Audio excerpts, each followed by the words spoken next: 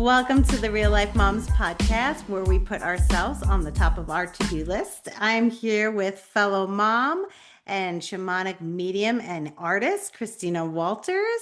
And today we are discussing developing our spiritual gifts. So I'm so excited about this conversation. So, hi, Christina. Welcome to the show.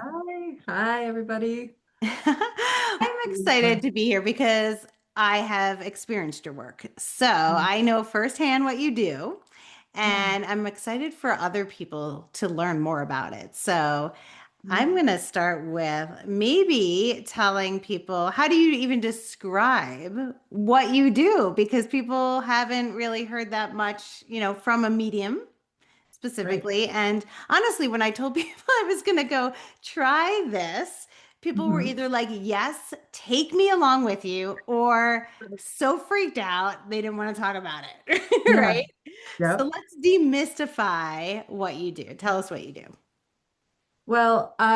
So a medium is someone who really is just sensitive to the unseen energy around us. So since I was really little, I could feel people around me in spirit. And when I was really little, I could see them.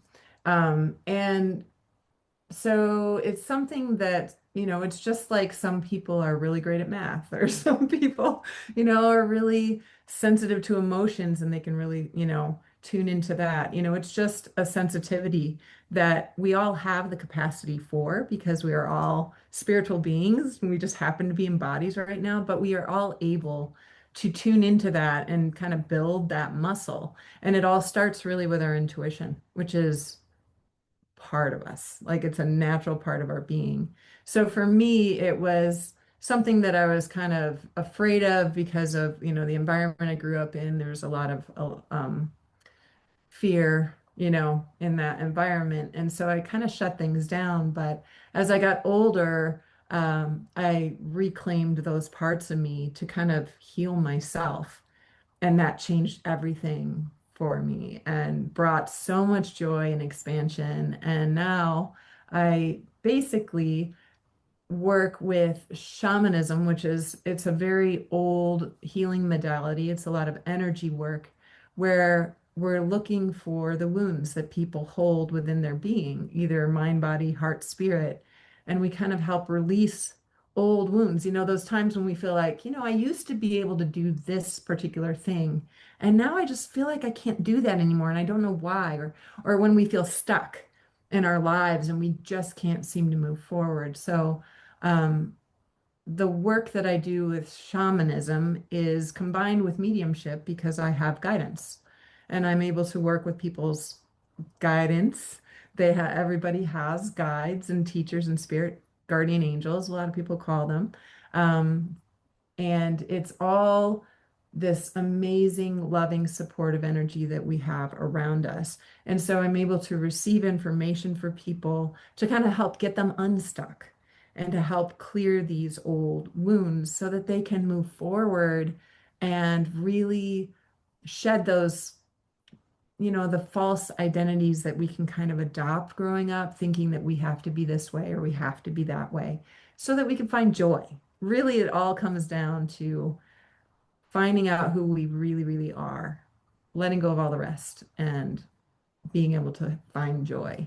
So I know that was kind of a long description, but That's that's really what I do. perfect. Yeah. Yeah. And what I love so much about you is exactly that. You just are like, I see people, we all have people. I do this. And you just really own it. And I know that that wasn't always your story, like you said, you kind of Right. had to like push it away for what, your own upbringing.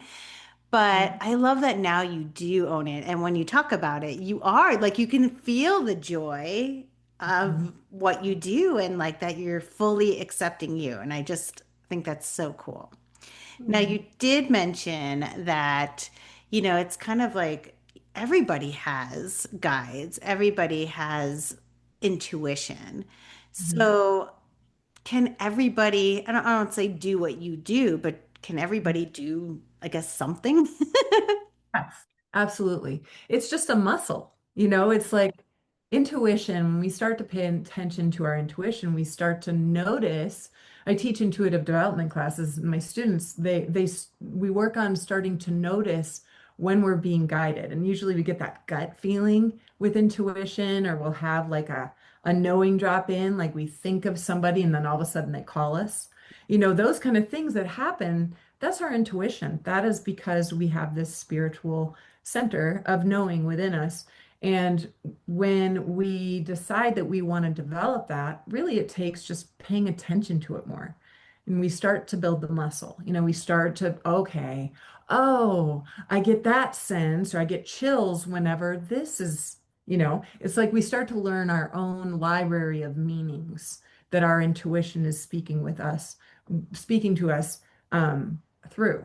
And everybody's are different, right? So it's just starting to pay attention to that. And after that, we can develop, more psychic, knowing about other people.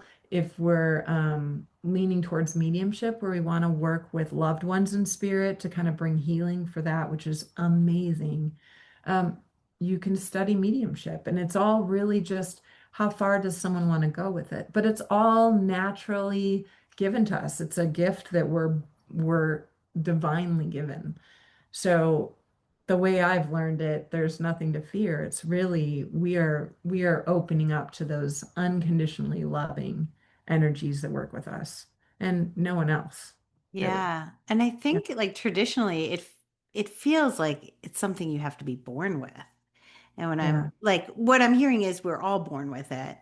Mhm. But it just, when you meet somebody that feels very intuitive, you're like, oh, well, you must be born with it. But what you're saying is, yes, you're born with it, but we all have to work at it. We all have to work out, if you will, in our Yeah. in our Yeah. spiritual gym.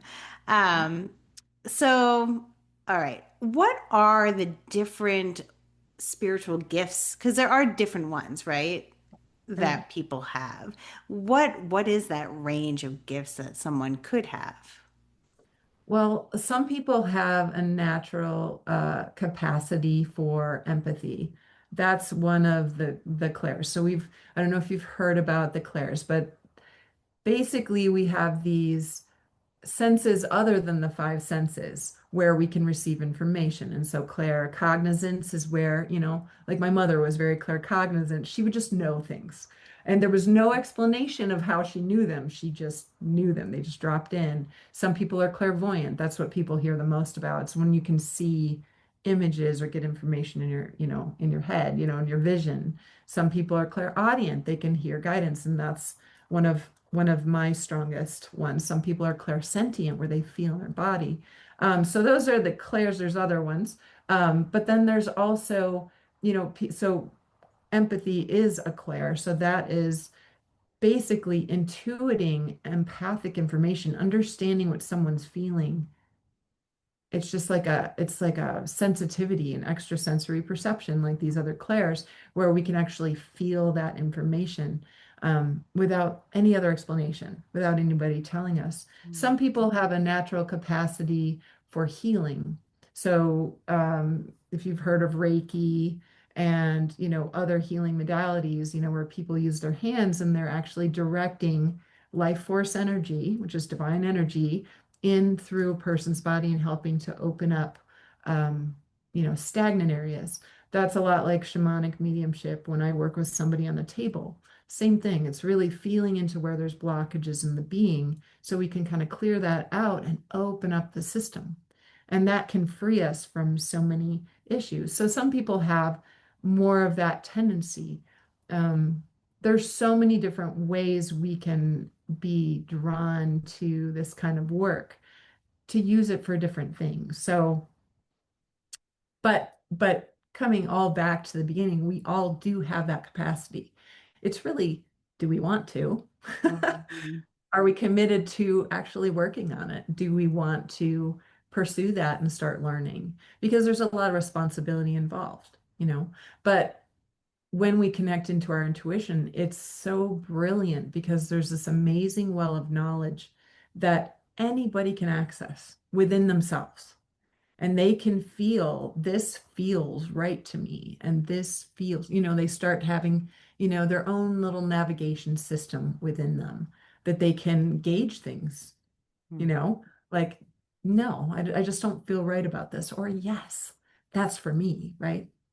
So it seems like one of the things you do a lot of teaching around is teaching your own inner compass, your own intuition. So what are some of the teachings that you do that maybe the audience could start tapping into and Yeah, playing with to yeah, start kind of saying, oh, okay, wait a minute. I can, or I do, okay, first I hear I want to is the first step. Isn't that the first step for everything? right. Like, what do I It want? is. Do I want I it? think so. Do I not want Yes. it? It's pretty Yeah. simple, right? Yes or no. But Yeah. after we pass the yes, I want to, because I think that's exciting. And if you wouldn't be still listening at this point if you didn't want to. So if we Yeah. want to, what are our next steps? So really, I would say, I mean, starting to notice just when we get those natural intuitions coming in, and it's helpful to take a class or study a little bit or read about it, but we all have this. It's really just kind of tuning in to our own heart. That's the seat of the intuition, is the heart. So we may think it's the head, but it's actually not. Our minds can really get in the way. So it's kind of finding a way to quiet the mind a bit and focus in on the heart so that we can start to really feel, I'm getting a sense, or I'm kind of, this person's coming to mind. I wonder why. And reach out to that person. Or when this is a simple way, driving home from work, maybe, or driving the kids to, the doctor's office or whatever it is. And when we get that pull of, I feel like I should go that way instead of this way today, Hmm. listening to it. Hmm. And when we listen to it, we may find out that we just skipped a whole bunch of traffic that the other way, would have caused for us, and a lot of times we learn about our intuition by not listening to it, Yeah. like when we get that kind of sick gut feeling, or like that, that response where your stomach feels really tight. And it's basically, for me, that means, this isn't good for me, or Hmm. this isn't going to turn out good, or this is not right. This doesn't feel right. And when I haven't listened to it, I've learned the most, honestly, because I always regret it. I always regret it. So that's the kind of the first step, is really noticing your intuition. And then from there, it's really feeling where you're drawn. Are you drawn to work with people in a healing capacity with your intuition? And if that's the case, I mean, that's where you can go into Reiki, or you can study shamanic healing, or you can, decide to learn about psychic work, where you can kind of tune in. That's a little bit more in that the mind. Or if you decide mediumship, like a lot of people go into mediumship because they miss someone that they've lost and they need to heal. And the best way to heal is to be able to know that those people are still with us. They Hmm. haven't left. They're checking in on us all the time, but we just don't have the physical connection with them, and we are so lost without them. So a lot of my students decide to study, they start with the intuition, which is in foundations, and then they move into mediumship, which is kind of through psychic work also. But it's like they really want to be able to know when their grandmother's visiting them, know what the signs might be, that, oh, the robin showed up, oh, my grandma's here, right? It's just like, Hmm. and it brings so much comfort, but also you continue your relationship with those people even beyond death. Hmm. So it's pretty amazing, but it's really what people, again, it's what they want to do. There are no rules about anybody, how far anybody has to go. But intuition, just tapping into that just enriches our lives so much. I highly recommend that for sure. Yeah. The unseen for a lot of Mm, people is something that's really hard to grasp for yeah, them. Like, right? Like, prove it. How can you prove it? yeah, Right? And it's true. I mean, I think I was one of those people for a long, long time. I think I always felt like I can sense a few things, and my mom probably will tell you a few stories where I'm like, call grandpa, something's wrong. And then she, and I Mhm. don't know why, Yeah, honestly, at all, but she would. She's like, oh no, I'm just going to listen to that. And of course, it would be something that she would pick up on. But I think the unseen is really, really hard for people to grasp. But I love the way you say, start with your intuition of just like, I should just go this way and go that way. But then I think the big piece to kind of almost prove it to yourself is reflect back, like, what happened when I went that way? Or what happened when I chose that? Because that's when I think you start to believe more and start to trust because you actually see results, right? That you can actually see, right? exactly. Yeah, it's really just that when we listen to it, usually that works out well. I mean, our intuition is guided by our own soul, spirit, and our connection to the source energy, people call God, the divine, the universe, whatever that is. We're all part of that. So we're kind of like a drop of water from the ocean of that energy. And so we, of course, can connect into that greater knowing. It's just part of being human's ability we have. But people have a lot of fear around it because we see movies, and then there's a lot of misconceptions. And then there are also people who have, you know, use this not for good, not for healing, not for, great things I mean, it's just amazing what you can do and how you can heal yourself when you start to trust your intuition, start working with that, but there are people who have, given it a bad name, really. And so that's where I think a lot of fear comes in. And anything unknown for us Mm-hmm. is kind of fearful, right? Because we don't know. And so I advise just maybe just studying it a little bit, maybe just kind of, you know, touch into it. I know for me, I had a lot of fear Mm-hmm. because I was raised to kind of have a lot of fear. So I shut everything down for a long time. And then I got really sick because it was like I was denying parts of myself that were so natural that it was like my body was screaming at me to come on, come back, look, something's missing here. You're missing something. Mm-hmm. So, a lot of sensitives that I work with, a lot of them have illness of some sort. And as they start to develop their gifts, changes happen really fast with the body. Yeah, I think when you're not doing what you're actually called for, Yes. your body will Yeah. tell you, like in a way that's maybe not always so great, right? Like Right. illness or something. It's almost like you're running yourself down because you're almost fighting with yourself. Mhm. Yeah. Exactly. Yeah. Yeah. So I It's have to ask because you mentioned, like, what is the biggest misconception that people have about all this work? Well, I'll tell you, so my own family, my mom is Southern Baptist, my dad's traditional Roman Catholic, and there's a lot of uh, teaching, or at least, my dad was always like, oh, never get a reading from Chris. You tell my mom never get a reading. And my mom is Southern Baptist. She'd be like, I'm praying for you. I don't know where you went wrong. This is, what you're doing is not okay. And I would be like, Mom, it's a gift from God. It's not, I didn't choose it. I definitely did not choose this. It was something, as far as I've needed to go with it. I didn't. It's a challenging road because there's a lot of self-healing involved in keeping clear for people. But so I think one of the misconceptions is that it's evil and that it's like it's a skill that somebody develops by like trading their soul for. It's nothing like that. And so my mother, for the longest time, I tried to convince her, Mom, I'm doing this for good. It's to help people, and the healing is amazing. And, trust me, I'm a good person. And then I finally got to the point where I was like, okay, I don't need to convince her anymore. I know what I'm doing is what I was born to do. This is what I'm here for. And people are healing, and it's amazing. And so I quit kind of giving her that opening, to talk about it. And then, 6 months after I made that decision, she called me one day and she's like, Chrissy, you're never going to believe it. She's hearing, my dad passed 3 years ago. She hears beeping coming from his side of the bed. without her hearing aids in at night.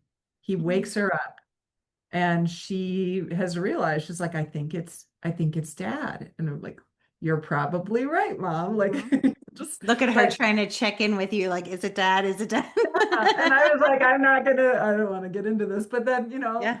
like, you're probably right, mom. And now I mean, this is a year later and she will be out in public and she'll say, up, Don's here, because she can hear him. He'll come real close and he makes that beeping noise. But they have conversations now. Hmm. So she has learned, that it's very natural. And she's probably who I got it from, that ability. Yeah. And Yeah. good for you for doing what aligns with you, even when it's not supported by your family or other people, Yeah. I because think that's that's the hard. hardest thing to do.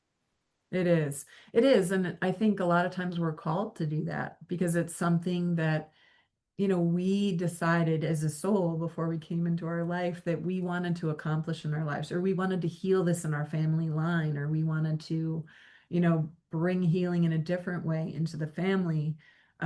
We have so much soul wisdom. So I think a lot of times it's what we're most afraid of, that there's like something there. And if we can grow through the fear and we can face it and deal with it, we expand. Like all of a sudden, it's like, wow, I never knew my life could be like this before. It's like we free something that was always waiting to be freed within Mhm. us. And it's amazing. So if you're a mom, we have women's intuition, men have it too. But like, I'm sure as parents, most moms use their intuition like, oh, I feel like something's wrong with my kiddo, something's not right, and when we trust that, we're usually right. So it just, it really just is a potential to have such an amazing expansion in our own lives. Mhm. Yeah. Yeah, and you're right. As moms, we do see it all the Right. time, right? Because you most likely it's with your child, Right. whether it's for school or a teacher or doctors or whatever, there's always something that comes up and you're like, ooh, this doesn't feel right. Yeah. I really feel I need to do this. And Mhm. you usually see those results. So that's a really great way that I think parents can start playing with it, even just with how they Exactly. feel about their kids. Yeah. Yeah. And moms are usually right when it comes to Oh their my God, children. my mom's always right. I don't know. Right? You I try to know say she's my mom not, but I was. swear that woman's like Yeah. always right. Yeah. It's almost scary how much we know. I mean, my mom knew when my brother started smoking before there was any sign that he was Mm. smoking, when back in the day, we were growing up. So yeah, we just know things. Yeah. So, what's one thing parents can do right now to start implementing, or what's one thing you really want them to start implementing after this podcast? Well, I would hope that people would understand that they are so much more than they know. I mean, a lot of times we grow up, living in a small box of this is who I'm supposed to be, this is who I am.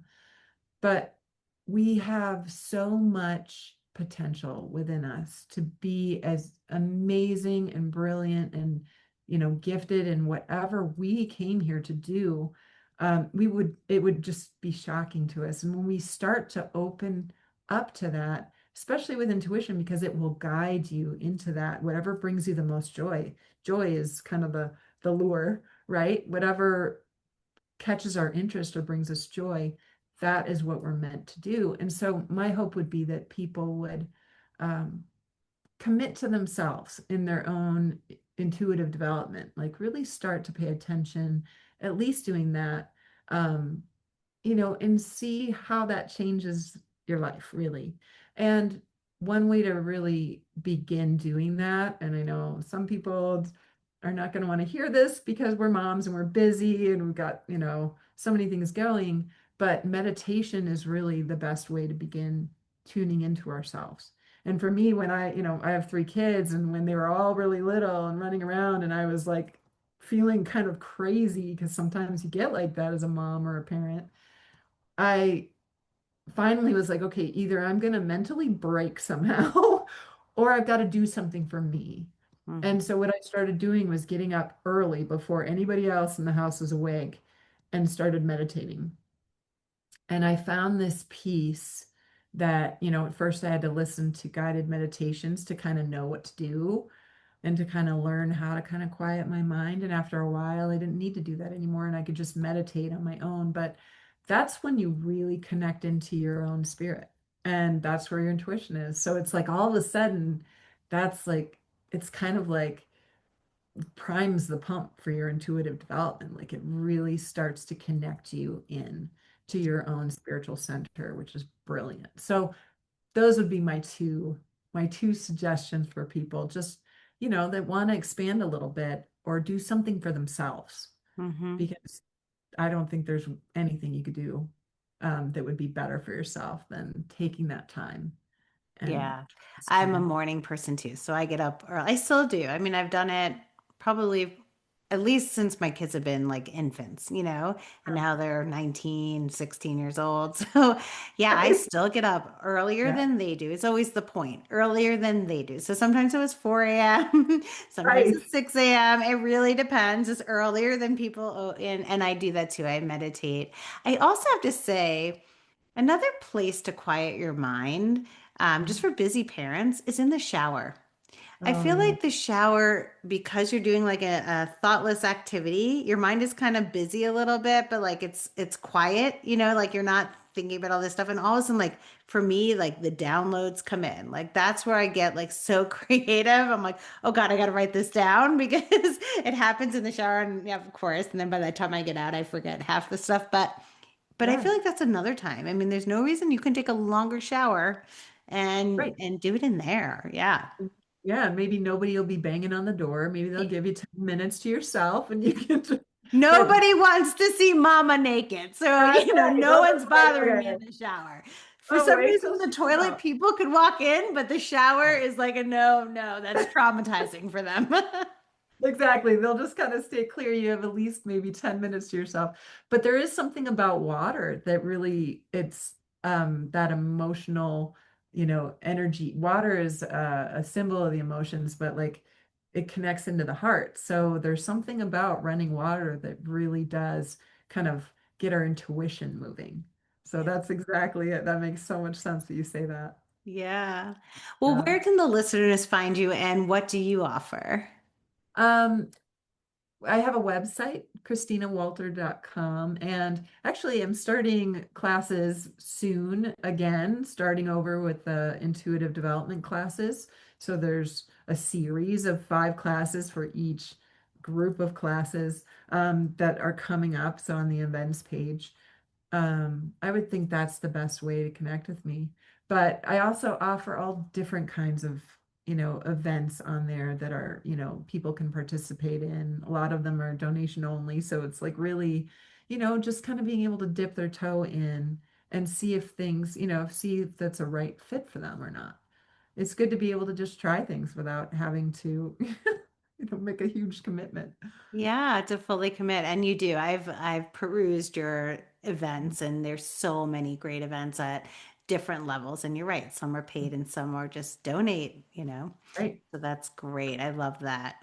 Well, Yeah. thank you so much for joining me and sharing your Yeah. gifts with us and just teaching us how to tap into ours. Yeah, thank you so much, Lisa. I love that you're doing this. I mean, I think moms especially need a little bit of TLC. We all neglect ourselves a lot of times to take care of our people. Mhm. But I love that you're doing this. It's brilliant. So thank you so much for having me here. Oh, thank you for listening to this episode. If you'd like to learn more about what Christina does, just click on the link in the show notes. And until next week, keep carving out time for yourself and keep putting yourself on top of your to do list.